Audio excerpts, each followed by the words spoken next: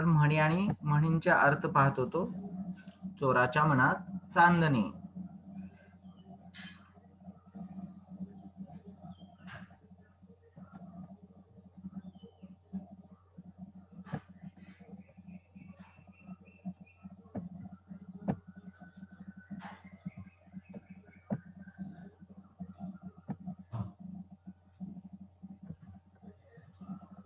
चोर सोडून संन्याशाला सुळी देणं. चोर सोडून संन्याशाला सुळी देणं किंवा संन्याशाला फासावर देणं, फाशी चढवणं, ही म्हण कधी सुरू झाली? की अपराध्याला दिलं सोडून आणि निरपराधी माणसाला ज्यावेळेला शिक्षा केली जाते, वर्गामध्ये दंगा करतोय आणि सर आले, मॅडम आले की तो शांत बसलाय आणि दुसऱ्याच भलत्याला दंगा करण्याबद्दल शिक्षा झाली की म्हटलं जातं, अरे चोर सोडून संन्याशालाच सुळी दिलं किंवा त्याला शिक्षा झाली. चोरावर मोर. चोरावर मोर म्हणजे एखाद्याच्या कृत्यावर सवाई कृत्य करून मात करणं. शेराला सव्वा शेर, चोरावर मोर, हा हा चोर आहे, तर ह्याच्यापेक्षाही हा त्याच्यावर सुद्धा भारी आहे असं म्हटलं जातं. ठकास महाटक, शेरास सव्वा शेर, चोरावर मोर, अशा म्हणी तयार झाल्या. जळात राहून माशाशी वैर करू नये. पाण्यात राहून माशाशी वैर करू नये. म्हणजे जिथं राहायचं असतं तेथील माणसांबरोबर वैर करायचं नसतं. कारण तिथं राहायचं तर सगळ्यांशी जुळवून घेऊन, सगळ्यांशी गोडी गुलाबीनं आनंदानं राहायचं असतं. जळात राहून माशाशी वैर करायचं नसतं. जावे त्याच्या वंशा तेव्हा कळे.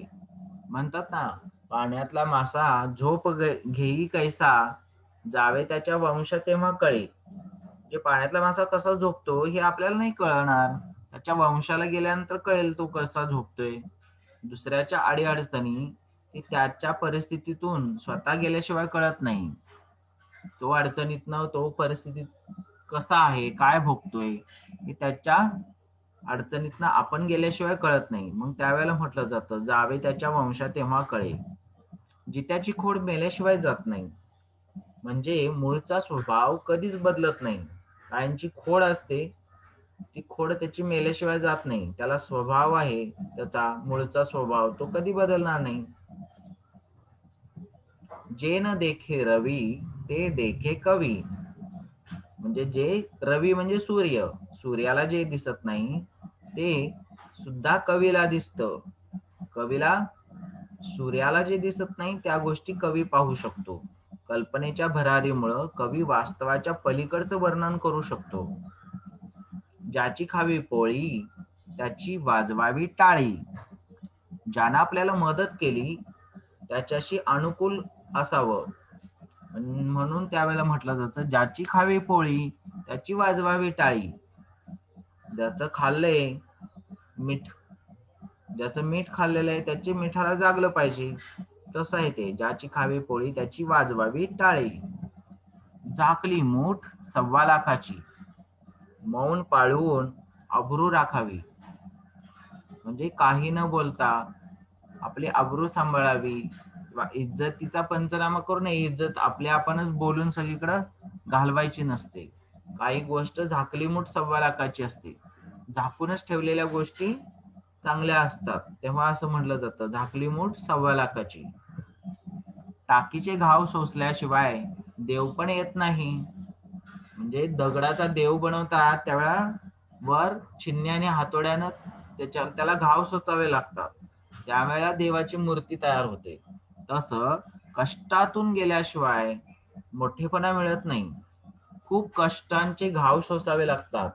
खूप अडचणी, संकट आणि कष्ट यांच्यातून मग मोठं होता येतं असं सांगितलेलं आहे. टाकीचे घाव सोसल्याशिवाय देव पण येत नाही. डोंगर पोखरून उंदीर काढणं. म्हणजे खूप कष्ट केलं आणि फायदा मात्र खूप छोटा झाला, त्यावेळेला म्हटलं जातं, यानं तर काय केलं, डोंगर पोखरून उंदीर काढला. म्हणजे कष्ट एवढं केलं आणि मिळालं काय, एवढं छोटस. तळे राखी तो पाणी चाखी. तळे राखेल तोच पाणी चाखेल. म्हणजे जी गोष्ट ज्याच्या स्वाधीन आहे तो त्याचा थोडा तरी उपभोग घेणारच, म्हणजे फायदा घेणारच. तळ्याची राखण करतोय तो तिथलं पाणी पिणार नाही का, चाकणारच ना. तसंच आहे, ज्याच्या ताब्यात आहे, स्वाधीन आहे, तो त्याचा उपभोग घेणारच. तहान लागल्यावर विहीर खणणे. काही जण असे असतात, गरज निर्माण झाल्यानंतर ती मिळवण्यासाठी धडपड करतात, धावपळ करतात. पण असं करायचं नसतं. तहान लागल्यावर विहीर खणायची नसते. तर आधीच आपली सोय करून ठेवायची असते. गरज पडल्यानंतर मग विहीर खणायला सुरुवात करायची नाही तहान लागल्यानंतर. म्हणून म्हटलं गेलं, तहान लागल्यावर विहीर खणणे ही म्हण सुरू झाली. ताकापुरती आजी, कामापुरता मामा, तसं ताकापुरती आजी. स्वार्थ साधण्यापुरतं एखाद्याचं कोड कौतुक करणं, गुणगान करणं, स्तुती करणं, त्यावेळेला म्हटलं जातं ताकापुरती आजी. थेंबे थेंबे तळे साचे. थोडं थोडं साठवत राहिलं तर काही दिवसांनी त्याचा मोठा साठा होतो. म्हणून म्हटलं जातं थेंबे थेंबानं तळ साठतं, तळे साचे.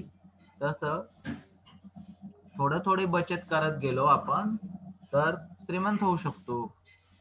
थोडं साठवत गेलं पाहिजे, असा संदेश यातनं मिळतो. दगडापेक्षा वीट मऊ, म्हणजे मोठ्या संकटापेक्षा लहान संकट परवडलं. म्हणजे ह्याच्या पेक्षा हे ज्या वेळेला दोन संकटामध्ये सापडलेला असतो त्यावेळेला दोन्हींचा विचार केला तर कुठल्या बाजूने जायचं, इकडून गेलो तर काय होईल, हे केलं तर काय होईल, मग कमी नुकसान कुठून होईल, ज्याच्यापासून कमी नुकसान होईल त्या दिशेनं जाणं म्हणजेच दगडापेक्षा वीट मऊ असं म्हणणं. दात आहेत तर चणे नाहीत आणि चणे आहेत तर दात नाहीत. याचा अर्थ काय, अनुकूल परिस्थितीचा उपयोग करून घेण्यासाठी योग्य ती गोष्ट योग्य वेळेला मिळत नाही. ज्या वेळेला दात होते त्यावेळेच, म्हणजे काहींना असं असतं की खूप हुशार असतात पण पैसा नसतो, श्रीमंती नसते, त्यामुळे शिकता येत नाही, शिक्षणासाठी पैसा नाही. आणि ज्यांच्याकडे पैसे आहेत त्यांना शिकूशी वाटत नाही. म्हणजे म्हातारे झाले त्यावेळेला त्यांना चणे मिळालेत आणि ज्या वेळेला दात होते त्यावेळेला चणे मिळाले नाहीत खायला. तशी अवस्था, म्हणजे दात आहेत तर चणे नाहीत आणि चणे आहेत तर दात नाहीत, असं पाहायला मिळत असतं. दाम करी काम. दाम म्हणजे पैसा. पैशानं सर्व काम होत असतात. आताच्या दुनियेत काय, दाम काम करत असतो, म्हणजे पैसा हा काम करत असतो आणि पैशासाठी माणसं काम करत असतात. पैशानं सगळी कामं साध्य होतात, म्हणून त्यावेळेला म्हटलं जातं अरे दाम करी काम.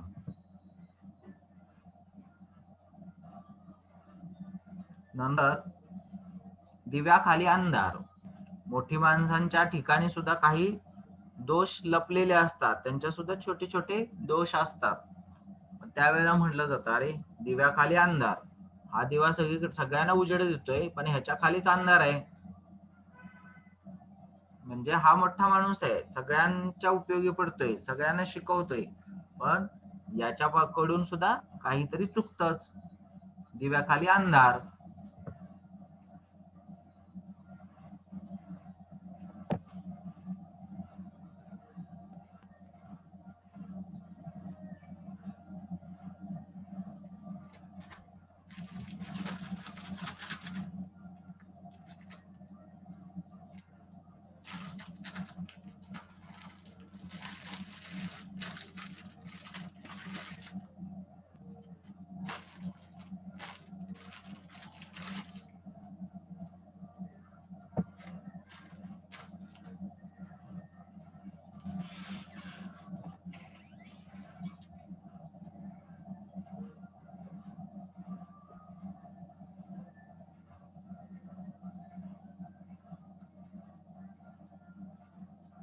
दुरून डोंगर साजरे.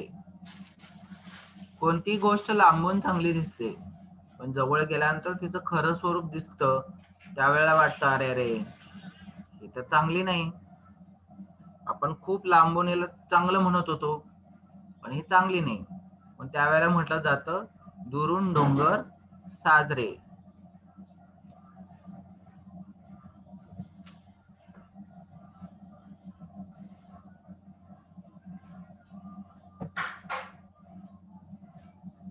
देश तसा वेश, म्हणजे जशी परिस्थिती असेल त्यानुसार आपण वागलं पाहिजे. परिस्थिती लक्षात घेऊन त्यानुसार वागलं पाहिजे. मग त्यावेळेला म्हणतात देश तसा वेश. ज्या देशात जायचं तसं त्या पद्धतीनं वेश घेतला पाहिजे, तसं वागलं पाहिजे, तसं राहिलं पाहिजे. देव तारी त्याला कोण मारे.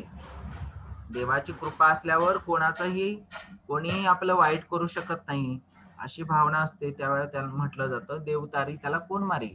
देव तारणार आहे तिथं कोण मारणार त्याला. दैव देते कर्म नेते. काही वेळेला दैवामुळे मिळालेलं असतं सगळं, परंतु वाईट कर्म करून सगळं घालवलं जातं. म्हणजे ते कर्म नेतं. अनुकूल परिस्थितीचा फायदा उठवता येत नाही. संधी येते पण ती संधी घालवली जाते. किंवा सगळं चांगलं असतं पण कर्मामुळं सगळं निघून जातं. आळशीपणामुळं किंवा वाईट कर्मामुळं सगळं जातं. तेव्हा म्हणलं जातं दैव देतं तर कर्म नेतं. दोघांचे भांडण तिसऱ्याचा लाभ. जसं दोन बोक्यांच्या भांडणामध्ये माकडाचाच फायदा झाला, लोण्याचा गोळ्या खाऊन टाकला माकडानं, तसंच दोघांचं भांडण आणि तिसऱ्याचाच लाभ. भांडण करणाऱ्यांचा काही फायदा होत नाही, त्यातून तिसऱ्याचाच फायदा होतो. त्यावेळेला म्हटलं जातं दोघांचं भांडण तिसऱ्याचा लाभ. न करत्याचा वार शनिवार. काहींना अडचणी सांगायची सवय असते, टाळाटाळ करायची सवय असते. मग ते काय पण सांगतात आज शनिवार आहे, नाही करता येणार. न करत्याचा वार शनिवार. अरे शनिवारीच्या दिवशी असं करायचं नसतं, हे नाही शनिवारी करू नये असं सांगितलंय, ठीक आहे. न करत्याचा वार शनिवार. नव्याचे 9 दिवस. एखादी गोष्ट नवीन आहे तोपर्यंत तिचं कौतुक केलं जातं. एकदा तिचे 9 दिवस संपले की झालं. तसं नव्याचे 9 दिवस असं म्हटलं जातं. 9 दिवसच तिचा नवेपणा असतो. नाव मोठं आणि लक्षण खोटं. काही वेळेला भपका मोठा असतो परंतु खरं वेगळंच असतं. वस्तुस्थिती नेमकी विरुद्ध असते. काहींचं नाव मोठं असतं पण लक्षण खोटं, गुण चांगले नसतात. नावडतीचं मीठ अळणी. नावडतीच्या मिठाला पण नावड ठेवलं जातं, म्हणजे मीठ अळणी आहे म्हटलं जातं. आणि एखाद्याच्या कारल्याला पण आवडत्या माणसानं कारलं दिलं तरी ते गोड म्हटलं जातं, ठीक आहे. म्हणजे नावडत्या माणसानं केलेलं कुठलं पण काम ते वाईटच दिसतं. त्यावेळेला म्हणतात नावडतीचं मीठ अळणी. नाचता येईना अंगण वाकडं. आपल्याला उणेपणा झाकण्यासाठी दुसऱ्याच गोष्टीला नावं ठेवली जातात, वस्तूला नावं ठेवली जातात. अरे मी नाचलो असतो पण तुमचं अंगणच वाकडं आहे, म्हणजे याला नाचता येईना हे सांगता येत नाही, तो अंगणाला नावं ठेवतोय. स्वतःचा कमीपणा, उणेपणा, स्वतःचा दोष झाकण्यासाठी दुसऱ्याला नावं ठेवणं. नाकापेक्षा मोठी जड. कनिष्ठ व्यक्ती वरिष्ठाहून वरचढ होणं. आपल्या सोयीसाठी केलेली गोष्ट आपल्याला ज्यावेळेला तापदायक ठरते त्यावेळेला म्हटलं जातं नाकापेक्षा मोती जड. मऊ सापडलं म्हणून कोपरानं खणू नये. एखाद्याच्या चांगुलपणाचा फायदा घेऊ नये. मऊ सापडले म्हणून काही जण कोपरानं खणतात, म्हणजे त्याच्या चांगल्यापणाचा फायदा घेतात आणि त्याला लुटतात. त्यावेळेला म्हटलं जातं असं मऊ सापडलं म्हणून कोपरानं खणू नये. नळी फुंकिली सोनारे, इकडून तिकडे गेले वारे. केलेल्या उपदेशाचा काहीच उपयोग झाला नाही की असं म्हटलं जातं. या कानानं ऐकून त्या कानानं सोडून दिलं, म्हणजे काय केलं, नळी फुंकिली सोनारे, इकडून तिकडे गेले वारे, काहीच उपयोग झाला नाही. पाचामुखी परमेश्वर. पुष्कळ लोक जे बोलतात ते मग बरोबरच असणार, योग्य असणार. असं म्हटलं जातं. म्हणजे हा 5 जण म्हणतात ना देव आहे म्हणलं आहेच देव. देव तर कोणी पाहिला नाही, पण सगळे म्हणतात ना, म्हणजे बरोबरच आहे. पाचामुखी परमेश्वर पुष्कळ लोक बोलतात ना, म्हणजे ते खरंच असेल असं. पालथ्या घड्यावर पाणी. काही ना काहीही उपदेशाचा परिणाम होत नाही. किती पण सांगा, "ये रे माझ्या मागल्या ताक कण्या चांगल्या." म्हणजे आयत्या म्हणजे पालत्या घड्यावर पाणी. पालत्या घड्यावर पाणी ओतलं तर घडा भरत नाही. तसं काहींना उपदेशाचा काहीच परिणाम होत नाही. ती पुन्हा आहे तशीच वागत असतात. पाचही बोटे सारखी नसतात. म्हणजे सगळी माणसं काही सारख्या स्वभावाची नसतात, सारख्या योग्यतेची नसतात, सगळे काही सारखी नसतात. प्रत्येक बोट वेगळं असतं. म्हणून म्हटलं जातं पाचही बोट सारखी नसतात. म्हणजे सगळी माणसं सारखी नसतात. पळसाला पानं तीनच. कुठे पण गेला तरी परिस्थिती तीच आहे. जसं घरोघरी मातीच्या चुली, तसं म्हटलं जातं पळसाला पानं तीनच. बैल गेला आणि झोपा केला. एखादी गोष्ट होऊन गेल्यावर त्यासाठी केलेली व्यवस्था ही व्यर्थ आहे. बैल गेल्यानंतर काहीतरी करत बसणं म्हणजे त्यावेळेला झोपा केला आणि आता गेल्यानंतर परत काहीतरी व्यवस्था करायची, त्याचा काहीच उपयोग नाही. होऊन गेल्यानंतर गोष्ट मग व्यवस्था करून उपयोग नाही. पुढच्याला ठेच, मागचा शहाणा. दुसऱ्याच्या अनुभवातून आपण शिकलं पाहिजे. त्याला ठेच लागली कारण खाली बघून तो चालला नाही, मग मागच्यानं शहाणं व्हायचं, खाली बघून चाललं पाहिजे. म्हणजे दुसऱ्याचा अनुभव पाहून आपण धडा घेतला पाहिजे की काय केल्यानंतर काय होतं. प्रत्येक वेळेला आपणच अनुभव घ्यायचा नसतो. म्हणजे विष पिऊन मरतो की नाही याचा अनुभव प्रत्येकाने घेतला तर सगळे मरून जातील. पण एकाने विष पिला आणि तो मरून गेला, त्यातनं आपण शिकलं पाहिजे की अरे विष पिल्यानंतर माणसं मरतात. म्हणजे प्रत्येक गोष्टीचा अनुभव आपणच घ्यायचा असतो असं नाही. दुसऱ्याच्या अनुभवातून आपण शिकायचं असतं. पुढच्याला ठेच लागली की मागचा शहाणा झाला पाहिजे. प्रयत्नांती परमेश्वर. कितीही अवघड गोष्ट असली तरी प्रयत्न केल्यानंतर ते साध्य होतेच. म्हणजे प्रयत्न केला तर परमेश्वर सुद्धा सापडतो. बुडत्याचा पाय खोलातच.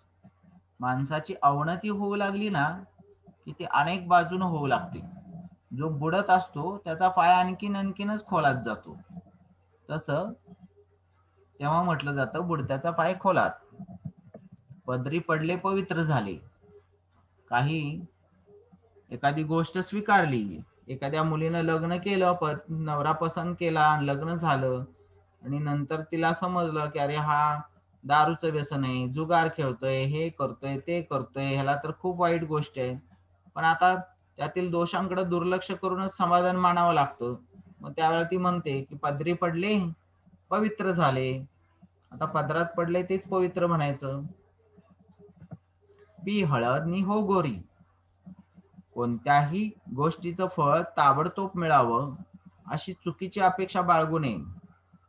म्हणजे हळद पिल्या पिल्या काही कोण गोरी होत नसतं.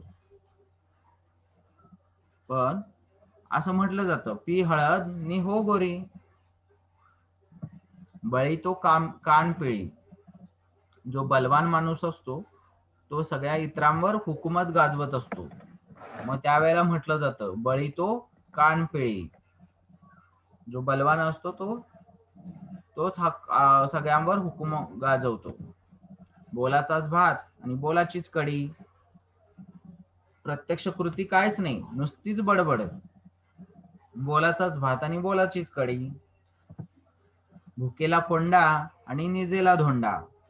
तातडीची गरज निर्माण झाली तर आहे त्यात समाधान भागवलं पाहिजे. भुकेच्या वेळेला काय मिळेल ते खाल्लं पाहिजे.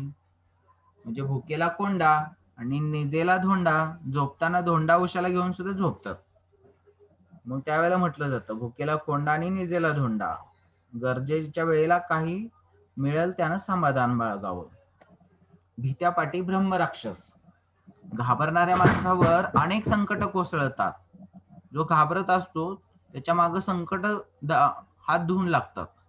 मग त्यावेळेला म्हटलं जातं की भित्यापाटी ब्रह्मराक्षस, भरवशाच्या म्हशीला टोणगा, ज्याच्याकडून खात्रीनं अपेक्षा केलेली होती त्याच्याकडूनच अपेक्षा भंग झाला, त्यावेळेला म्हटलं जातं भरवशाच्या म्हशीला टोणगा.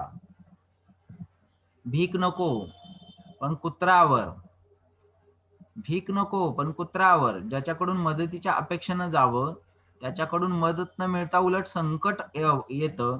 म्हणजे एखादा भिकारी एखाद्याच्या दारात गेला भीक मागायला, पण ती कुत्रच त्याने अंगावर सोडलं, तर त्यावेळेला तो म्हणतो की अरे बाबा भीक नको पण हे कुत्रावर, म्हणजे मला तुझी मदत नको पण हे संकट नको.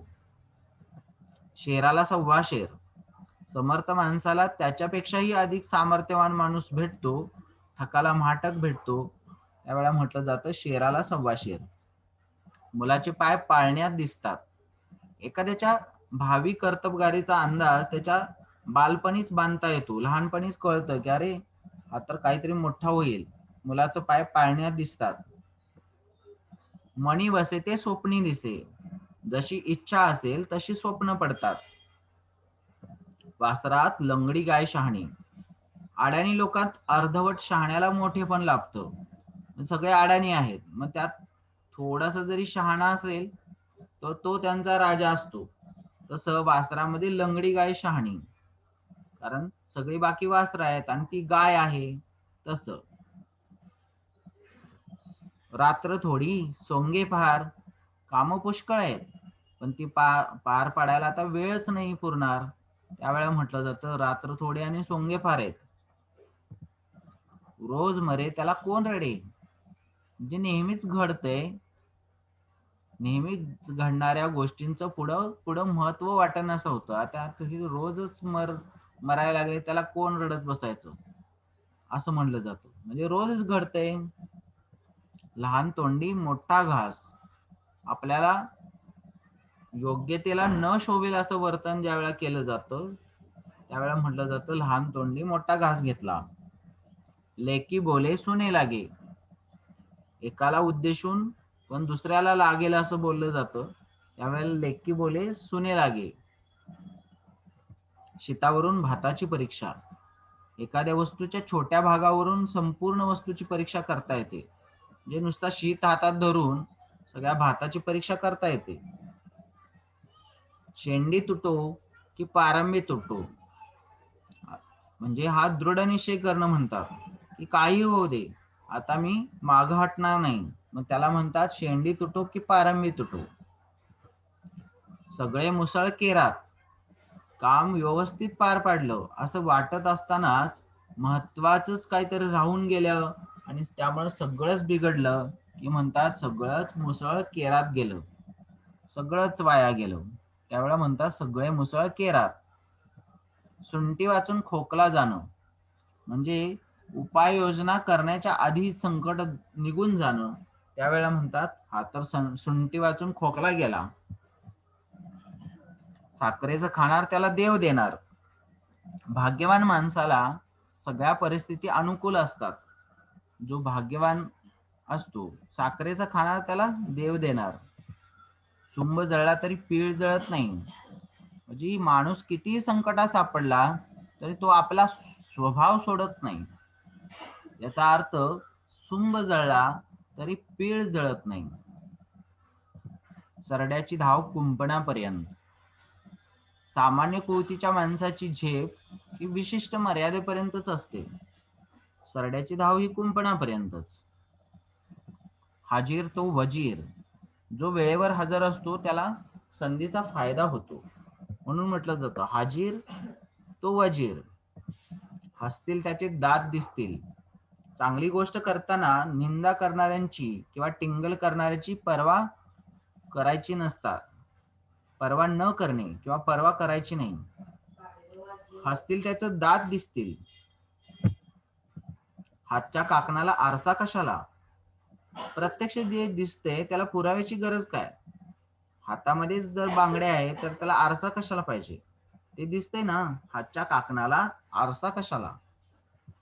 हातचं सोडून पळत्याच्या पाठी लागू नये, हातचं सोडून पळत्याच्या पाठी लागणं म्हणजे काय, जे सहज मिळण्यासारखं आहे खात्रीनं मिळण्यासारखं आहे ते सोडून ज्याच्या मिळण्याबद्दल खात्रीच नाही ते मिळवण्यासाठी पळायचं, म्हणजे हातातलं सोडून पाळत्याच्या मागे लागायचं असं झालं. हातचं सोडून पाळत्याच्या पाठी लागणं. हत्ती गेला आणि शेपूट राहिलं.